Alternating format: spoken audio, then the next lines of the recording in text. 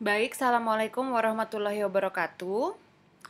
Selamat pagi adik-adik mahasiswa semua. Pada perkuliahan kali ini, saya akan menjelaskan aplikasi statistika pada lingkup kefarmasian. Adapun tujuan pembelajaran pada slide ini adalah saya harap setelah perkuliahan, mahasiswa yang menyimak perkuliahan ini dapat memahami definisi dari statistika, macam-macam uji statistika yang dipakai pada lingkup kefarmasian, jenis data dalam statistika, dan juga jenis variabel dalam statistika. Nah, tujuan dari pembelajaran ini juga bisa memberikan feedback bagi mahasiswa. Setelah mahasiswa menyelesaikan perkuliahan ini, mampukah mahasiswa menjelaskan apa itu definisi statistika, apa saja macam dari uji statistika, dan apa itu jenis data dan variabel dalam statistika? Untuk definisi, statistik adalah metode ilmiah yang terdiri dari proses pengumpulan data, pengorganisasian data, sehingga data lebih memiliki arti dan juga data itu bisa disajikan dengan baik atau informatif, dan juga bisa menganalisis data dengan metode tertentu, serta ketika selesai dianalisis, mahasiswa atau penganalisis statistika itu mampu menarik kesimpulan dari analisis yang dilakukan. Jadi statistik itu tidak hanya running program dan juga menarik kesimpulan, tapi dengan mempelajari statistik, mahasiswa mampu mengumpulkan data, kemudian mengorganisasikan data supaya lebih rapi dan juga mudah untuk digunakan, sampai menganalisis data dan sampai menyajikan data sehingga mudah dipahami dan sesuai dengan tujuan analisis data, serta menarik kesimpulan dari analisis yang sudah dilakukan. Nah, macam-macam uji statistika dalam lingkup kefarmasian, saya hanya mengenalkan dua, yaitu yang pertama adalah statistika deskriptif dan selanjutnya adalah statistika inferen. Statistika deskriptif dari bahasanya yaitu deskriptif, artinya memberikan gambaran karakteristik suatu data. Misalnya, bagaimana mean atau rata-ratanya, bagaimana median atau nilai tengahnya, dan bagaimana modus atau data yang paling sering keluar. Kemudian statistika deskriptif itu juga bisa menggambarkan penyimpangan data, bagaimana standar deviasi, bagaimana range data, bagaimana varian data. Apakah data itu kurang lebih simetris atau berada pada range tertentu, atau datanya sangat tinggi variasinya, ada yang dengan nilai kecil sekali, ada yang nilainya besar sekali. Jadi itu bisa dilihat juga di statistika deskriptif. Nah, bagaimana contoh statistika deskriptif dalam lingkup kefarmasian? Misalnya, Anda ingin menganalisis dari 1000 tablet contohnya, berapa rata-rata dari berat tablet tersebut. Atau misalnya Anda mewawancarai katakanlah 500 responden puskesmas yang mendapatkan resep penyakit kronik misalnya, Anda pengen menghitung berapa frekuensi atau berapa jumlah pasien yang patuh minum obat dan berapa persentasenya. Itu contoh statistika deskriptif. Nah, yang kedua adalah statistika inferen. Statistika inferen digunakan untuk melakukan pendugaan populasi berdasarkan sampel. Tentu saja harapan saya Anda sudah atau masih mengingat apa itu populasi, apa itu sampel. Populasi adalah semua subjek yang ingin Anda teliti, sedangkan sampel adalah sebagian atau tidak semua subjek yang Anda teliti, tapi harapannya sifat dari sampel itu mewakili sifat dari populasi. Nah, ketika Anda melakukan analisis pada sampel dengan harapan hasil dari analisis di sampel itu bisa mewakili hasil dari dari populasi, maka Anda melakukan uji hipotesis.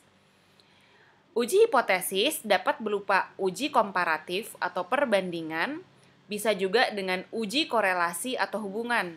Misalnya uji komparatif itu, kalau yang sudah pernah Anda dengar sebelumnya, misalnya Anda ingin membandingkan beda rata-rata. Beda rata-rata tablet antar mesin A versus beda rata-rata tablet mesin B. beda rata-rata tekanan darah setelah mengkonsumsi obat A dibandingkan dengan beda rata-rata tekanan darah setelah mengkonsumsi obat B, atau uji korelasi misalnya, ada hubungankah antara tingkat pengetahuan dengan skor penggunaan obat yang baik dan benar misalnya. Nah, itu adalah contoh-contoh uji hipotesis. Nah, contoh uji komparatif tadi sudah saya ceritakan ya. Misalnya ada mesin cetak tablet yang A dan mesin cetak yang B. Kemudian harusnya misalnya Anda pengen sama-sama semuanya mencetak tablet seberat 500 gram. Anda setel 500 gram di mesin A, Anda setel 500 gram di mesin B, kemudian dicetaklah 1000 tablet dari masing-masing mesin tersebut. Anda ingin membandingkan rata-rata hasil cetakan tablet A, bagaimana perbandingannya jika dibandingkan dengan rata-rata cetakan tablet B, seperti itu.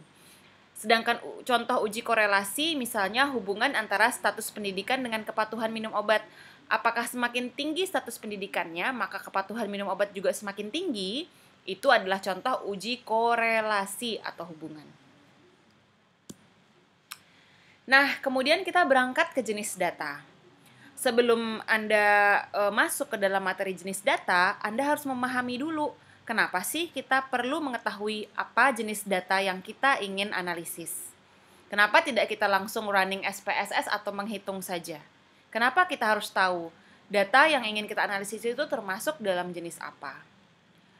Untuk dapat menentukan uji apa yang cocok digunakan untuk menjawab pertanyaan statistik, mahasiswa wajib mengetahui data yang dimilikinya. Masuk dalam jenis data apakah data yang dimiliki? Ketika mahasiswa salah menentukan jenis data yang dia analisis masuk dalam jenis data apa, maka uji statistik yang dipakai kemungkinan bisa salah juga. Maka itu Anda perlu mengetahui data yang Anda akan analisis masuk dalam jenis data apa. Catat ya. Anda tidak akan melakukan analisis statistik yang benar sebelum Anda mengetahui data yang ingin Anda analisis itu masuk dalam jenis data apa. Nah, ada 4 sebenarnya jenis data statistik, yaitu data nominal, ordinal, dan data interval dan rasio. Nominal. Data nominal mengelompokkan objek penelitian dalam kategori tertentu atau kelompok tertentu berdasarkan nominalnya atau namanya. Misalnya, jenis kelamin. Itu anggotanya adalah laki-laki, perempuan. Jenis pengobatan, misalnya, pengobatan tunggal, pengobatan kombinasi. Jenis bentuk sediaan, tablet, kapsul, dan injeksi. Tidak terdapat urutan atau scoring. Jadi maksudnya apakah bentuk tablet lebih baik daripada bentuk kapsul atau lebih baik daripada bentuk injeksi, itu tidak ada urutannya. Semua kedudukannya sama. Apakah laki-laki lebih baik daripada perempuan? Tidak. Jadi ketika data Anda itu dalam bentuk kelompok atau dalam bentuk kategori, kemudian tidak ada urutan mana yang lebih baik, mana yang lebih tinggi, maka data Anda termasuk dalam data nominal. Yang kedua adalah data ordinal. Data ordinal itu sama seperti data nominal, mengelompokkan objek berdasarkan kategori. Hanya saja kategorinya ada jenjangnya dari tingkat yang terendah sampai tingkat tertinggi atau sebaliknya. Misal status ekonomi itu bisa di-rankingkan dari status ekonomi rendah, menengah, status ekonomi atas. Skor nyeri 1, 2, 3, 4, 5. Mungkin Anda bingung antara skor nyeri 1 sampai 5 dengan data atau data dari interval dan rasio. Dua-duanya itu berupa angka, terus apa bedanya dong skor nyeri dengan data interval dan rasio? 1 menggambarkan misalnya nyeri, tidak nyeri sama sekali, maka Anda bisa wakilkan dengan angka 1. 2 misalnya nyeri sedikit. 3 misalnya nyeri sedang. 4 misalnya nyeri agak berat. 5 misalnya nyeri sangat hebat. Nah, kalau angka itu mewakili suatu nilai, maka kemungkinan angka tersebut masuk dalam data ordinal.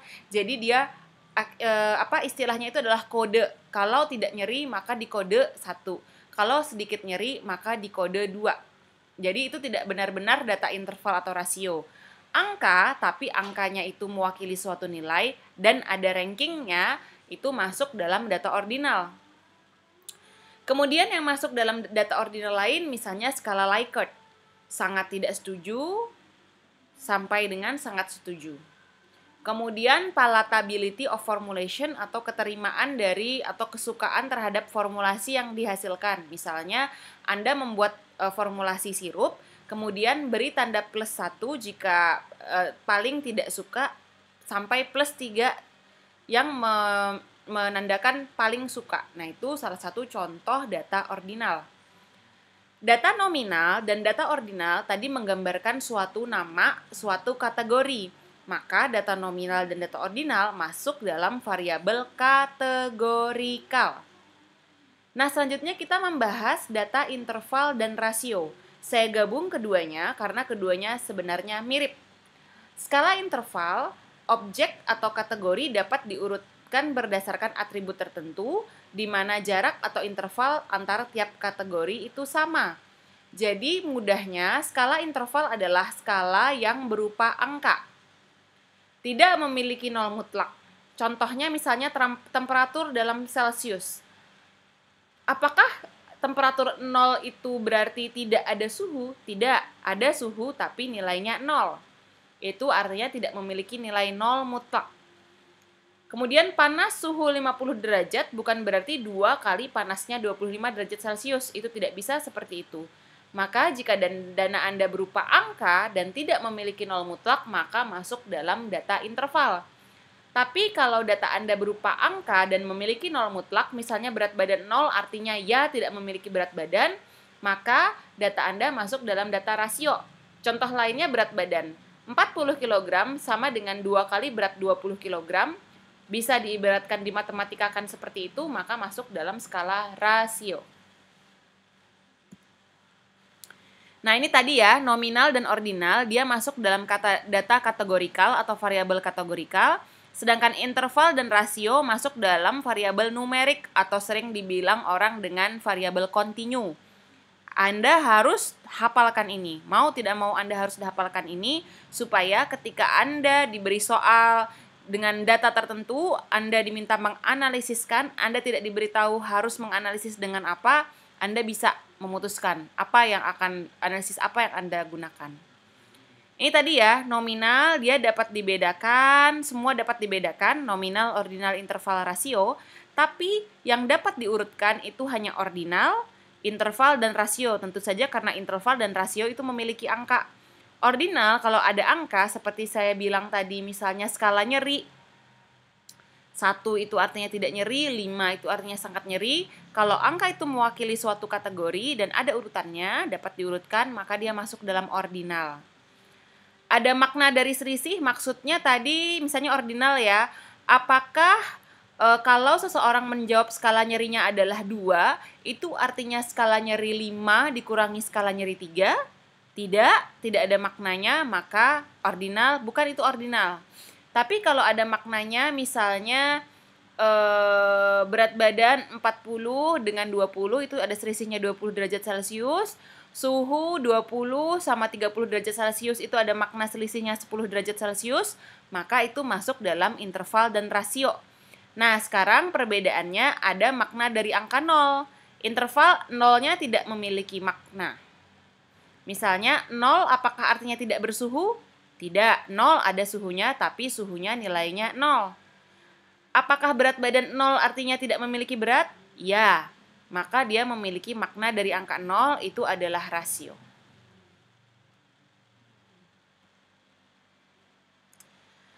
Nah, ini jenis analisis statistik yang Anda bisa gunakan. Misalnya nominal.